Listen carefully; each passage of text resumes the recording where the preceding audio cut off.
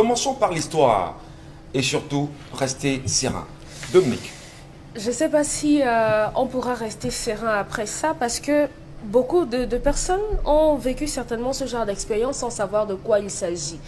Ce matin, je vous présente l'histoire d'un monsieur qui est choqué. Il est vraiment choqué, il a peur pour sa vie, il ne sait même pas où donner de la tête parce que il dit qu'il y a sensiblement 2 semaines, il est sorti, il allait s'amuser avec des amis. Et pendant la soirée, donc, il a remarqué au fond de la salle une jeune femme avec qui il s'est rapproché, ils ont bu toute la soirée et tout et tout. Et pendant la soirée, il a négocié avec la jeune femme pour qu'ils partent. Donc, nous, on est du côté de Yaoundé, à Vermini ferme là-bas. Donc, ils ont choisi une auberge parce que le monsieur mentionne qu'il a une femme à la maison. Donc, il ne pouvait pas ramener la jeune femme chez lui. Donc, ce soir-là, ils ont conclu. Et il s'est assoupi, après l'acte, il s'est assoupi. Et lorsqu'il se réveille quelques 30 minutes après, il se rend compte que la jeune femme n'est plus là. Non seulement elle n'est plus là, mais tout ce qu'elle avait sur elle, elle a laissé. Vêtements, chaussures, sacs, jusqu'aux sous-vêtements. Cette jeune femme a laissé ça dans cette auberge. Il s'est levé, il a fouillé un peu partout. Il est même allé demander jusqu'à la réception. On lui dit que non, on ne l'a pas vu passer, rien du tout. Il sort de là, il s'habille, il prend les vêtements de la jeune femme et il rentre. Bon, il n'est pas rentré chez lui avec un, il dit qu'il a déposé ça quelque part. Il est rentré chez lui, mais depuis lors, dans sa vie, rien ne va plus. Donc, il a une succession de mauvaises choses qu'il ne comprend pas. Il y a donc des amis vers qui il s'est rapproché. On lui a dit que non, certainement la fille est un esprit ou un fantôme et elle a disparu comme ça, comme par enchantement. Donc, le monsieur pose la question de savoir qu'est-ce qui s'est passé ce jour-là et pourquoi, depuis lors, rien ne va plus dans sa vie. Qu'est-ce que ça signifie? Il veut comprendre ce qu'on ne peut pas comprendre en même temps. C'est compréhensible. C'est compréhensible peut-être. Bon, on peut nous expliquer. Bon, on verra. Il va falloir aller secouer les calebasses peut-être ce matin pour qu'on nous dise grand chose là-dessus. Et on va quand même le dire, ça nous renvoie à cette série que nous regardions très tôt sur la CTV au départ, Silence on joue, je ne sais pas si vous avez entendu parler. Et là-dedans, on avait vu une histoire comme celle-là. Il y a même eu l'histoire de Berthe à la folle, je ne sais pas si ça vous redit. Charles Hamel, ça vous redit quand même, Berthe à la folle, ça vous revient encore. Et on a vu des scènes pareilles où quelqu'un est allé avec une dame et le lendemain, il s'est retrouvé bien sûr au cimetière. Non, au cimetière cette fois-là. Donc, mais l'histoire de ce matin, lui, il est quand même allé avec une dame. Et au petit matin, il se rend compte qu'elle a tout laissé, même ses sous-vêtements, tout ce qu'elle avait. Tout. Mais et il mentionne qu'elle était très belle. Hein. Très Vraiment, belle. Elle était magnifique. Voilà. Qu'est-ce que vous lui dites? C'est bien fait pour lui? Oui, non. C'est le karma. C'est d'abord le karma. Il fallait s'y attendre. Hein. Oui, c'est le karma. Vous ne direz pas mieux que ça, Même pas. Je dis tous les jours qu'on doit être responsable de ses actes. Vous laissez votre femme à la maison pour aller vous amuser. Quelque chose qu'on pourrait faire en couple, qu'on pourrait faire avec madame, vous avez choisi d'aller le faire avec vos amis parce que vous vous dites non, si ma femme est là, elle va me frustrer. Lorsque je vais regarder une autre femme, elle sera là, elle sera sur mon dos, elle va m'empêcher de dépenser, elle va m'empêcher de m'évader. Et voilà que vous êtes tombé sur un fantôme. Je dis n'importe quoi parce que ça ne s'explique pas qu'elle ait disparu. Vous êtes tombé sur un fantôme et maintenant les conséquences sont en train de s'enchaîner. La seule chose à faire ici, c'est d'abord... Qu'est-ce qu'il vous a dit concrètement? Qu'est-ce qui ne marche pas dans sa vie?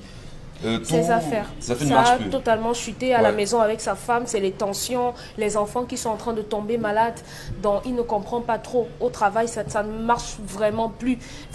Donc il est un peu inquiet. Il aimerait savoir s'il y a une corrélation entre cette femme avec qui il a entretenu un moment, il a eu un moment d'échange, voilà, et sa vie. S'il y a eu une corrélation, est-ce que c'est possible que ce soit lié toutes ces choses-là? Donc c'est pour ça qu'il posait la question. Donc il faut dire à votre femme, c'est la seule solution. C'est peut-être difficile. Peut-être votre femme va crier, elle va peut-être vous frapper. Peut-être elle va décider de partir de chez vous momentanément, faire un break. Mais il faut s'y attendre parce que vous êtes allé très loin. Vous êtes allé très loin. C'est bien beau d'aborder des femmes et de se dire vraiment on est beau, on est chaud, rien ne nous résiste. Mais il faut prendre du temps. C'est pas parce qu'une femme... Interrogez-vous.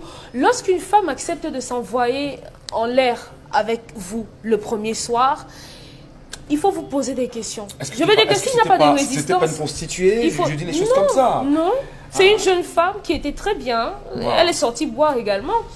Parce que vous savez que les hommes sont piégés dans ces endroits. Absolument. Oui, que ce soit pour l'argent ou bien pour des pratiques de sorcellerie, comme dans cette situation, les hommes sont piégés. Les hommes devraient faire un peu plus attention, surtout qu'aujourd'hui, le phénomène des femmes qui font des pratiques est en train de prendre de l'ampleur, dont il faut être vigilant. Avec votre femme, vous trouverez certainement des solutions tous les deux. Peut-être vous allez pouvoir trouver un traitant ou bien vous allez suivre des neuvaines de prière. Ça peut vous aider. Donc, il faudrait que vous soyez avec votre femme parce que d'une quelconque façon, elle a été déjà liée à votre relation avec l'autre femme parce que vous avez échangé également des fluides avec votre femme après l'avoir fait avec cette femme vous le dites, qui a disparu. Vous condamnez ce matin d'abord l'infidélité des hommes. La légèreté des hommes. L'infidélité déjà parce que... C'est la légèreté, oui. Il n'y a pas d'infidélité. Bon, d'accord, l'infidélité, ça coule de source. Hein, vraiment, vous condamnez la légèreté de l'homme. Oui. Vous condamnez en même temps... Les hommes ne se prennent pas au sérieux. D'accord. Oui, ils ne se donnent pas de valeur. Alors, il y a des phénomènes, il y a des choses qu'on n'explique pas. Comme quoi? Vous tombez sur une dame, le temps d'une nuit. Pourquoi vous tombez sur une femme le temps d'une nuit? Je dis, il y en a qui le font. Qui tombent sur une dame le temps d'une nuit, on passe une nuit, et puis voilà, les choses commencent parfois très bien. Vous acceptez de dormir à côté d'une inconnue? Oui, point fermé. Je ne dis pas que je ne valide pas. Je dis simplement qu'il y a des choses que je n'explique pas. Alors maintenant, quand ces affaires ne marchent plus, qu'est-ce qu'on peut faire? Est-ce que vous croyez que la prière, dont vous faites évocation, c'est une solution pour lui? Pourquoi ne pas lui dire, par exemple, que trouve un prêtre africain, un prêtre traditionnel, je ne sais pas si c'est bien dit comme ça, qui pourra vous accompagner parce qu'il y a aussi des lavages quand même. Mais Michel Gatchou, lorsque vous avez grandi, vous par exemple, vous avez grandi avec ce que votre père, M. Gatchou, vous a appris. M. Numba. M. Numba vous a appris. Si M. Numba, dans votre éducation, ne vous a jamais parlé des prêtres africains, je ne vois pas par quelle alchimie un enfant qui est fidèle à ce que son père lui a dit va parler des prêtres africains. Il ne sait même pas ce que ça signifie, il ne sait même pas d'où est-ce que ça sort. Bon, on a tendance, disons que c'est des solutions. On a tendance à parler de ce qu'on sait. On a tendance à parler de ce qu'on a expérimenté. Donc, quand je dis la prière, c'est que la prière a son rôle. Maintenant, le reste, c'est à chacun de voir. Mais dans mon sens, selon mon entendement, il n'y a que Dieu seul qui peut l'aider. Maintenant, qui est Dieu? Qui mène à Dieu? Maintenant, c'est à vous de voir. Il n'y a que Dieu seul qui peut l'aider. Bon, Bengan Kandji, c'est vrai, vous êtes d'accord avec l'approche de Dominique Audrey, mais surtout, comment comprendre le phénomène, l'histoire, ce qui arrive à cet homme, Bombok. J'aimerais d'abord que ma fille Audrey nous dise comment ses parents lui ont appris à s'amouracher. C'est différent. Monsieur Numba ne vous a pas dit ça. Voilà comment ses parents lui ont appris les équations de 3e degré, de 2e degré. Voilà. Est-ce que les parents le disent? Elle-même, ma fille Isabelle Caro nous dit, les enfants d'aujourd'hui, ils entrent dans vos téléphones, ils manipulent. Il y en a même qui vous apprennent la manipulation du téléphone, alors que ce n'est pas eux qui ont appris aux enfants. Non. À partir de 10 ans, on commence à apprendre à développer le cerveau d'un enfant africain, d'un bon bantou. D'abord, un bon bantou, ce qui est arrivé ne serait pas arrivé. Oui. Ne serait pas arrivé. Le cerveau d'un Africain a ces deux parties. Une partie ludique et une partie vouée à l'intelligence. Voilà, la réflexion. On fait fonctionner les deux cerveaux au même moment. Au même moment. Dès que l'enfant commence à dire papa, maman, on lui apprend à se servir des deux parties du cerveau. Quand on circoncie le garçon, puisqu'il s'agit ici, et là je partage son point de vue, ce garçon est léger. Quand on vous circoncie, la première règle qu'on vous apprend, ne vous lavez plus avec les femmes. Là, on commence à vous faire entrer dans la posture de disciple. Mais là, c'est l'histoire quand même d'un homme qui est marié, qui a des enfants, qui a une femme et qui a une vie. Il n'est pas bantou. Il est léger. Il n'est pas bantou, il est léger. Donc, tu ne te laves plus avec les femmes. C'est là où on commence à te dire. Tu entends parler du poison là dehors. La femme c'est ci, la femme c'est ça. Sache que. Il y a le tobassi, il y a le ci, il y a le ça, il y a le ci, il y a le ça. On commence à préparer l'enfant, ça. On prépare l'enfant. Absolument. On prépare l'enfant.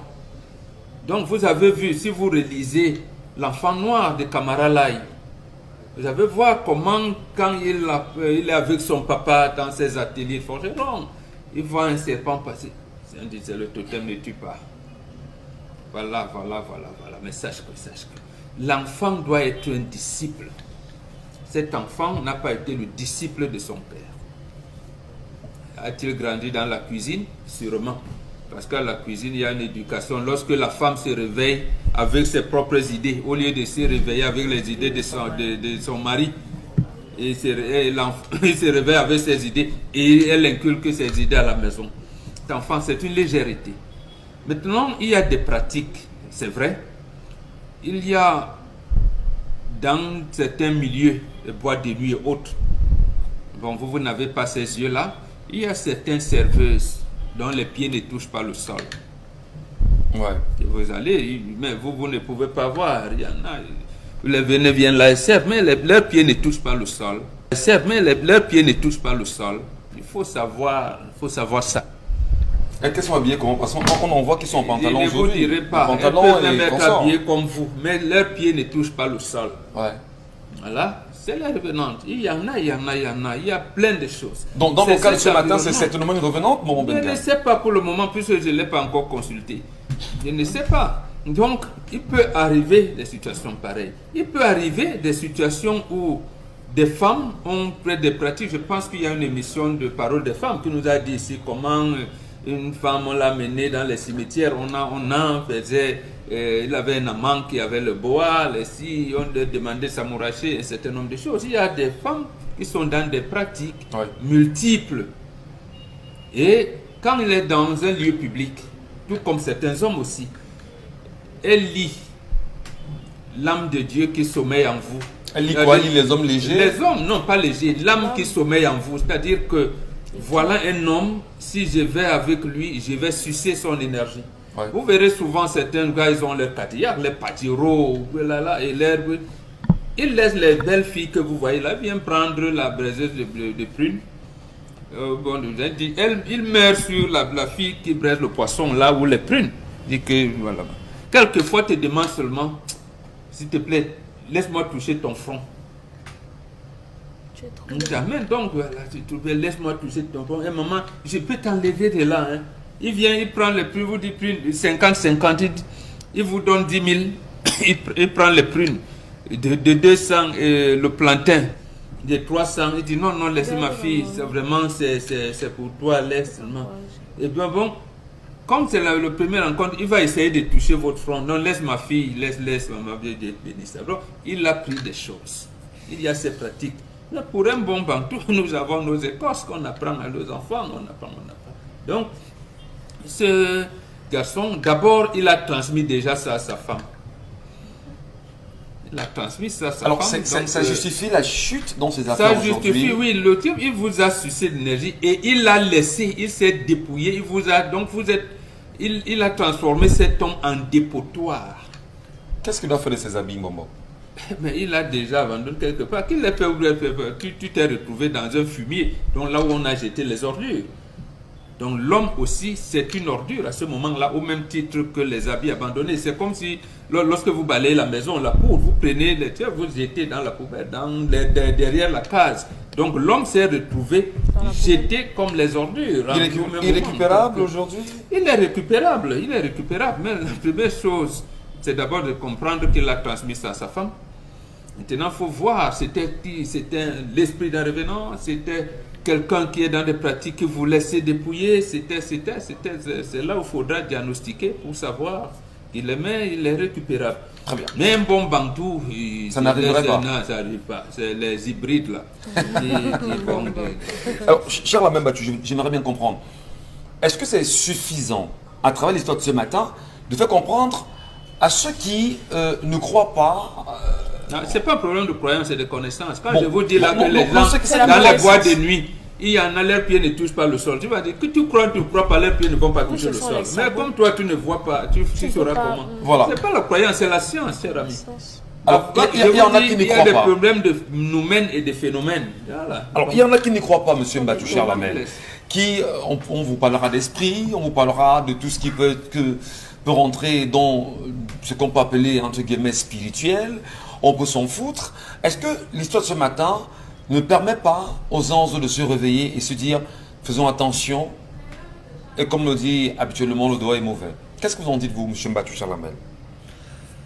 Monsieur Ngatou, vous savez, c'est très difficile de réveiller quelqu'un qui dort depuis des années.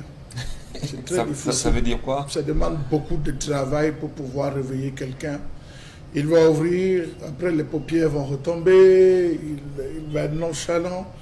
Et c'est ce qui est en train d'arriver aux Africains aujourd'hui, qu'on a détourné littéralement de leurs connaissances, littéralement de leurs avoirs, de leurs acquis culturels. On a procédé à l'effacement total de la mémoire des Africains, à telle enseigne qu'ils pensent et réfléchissent aujourd'hui comme les occidentalisés.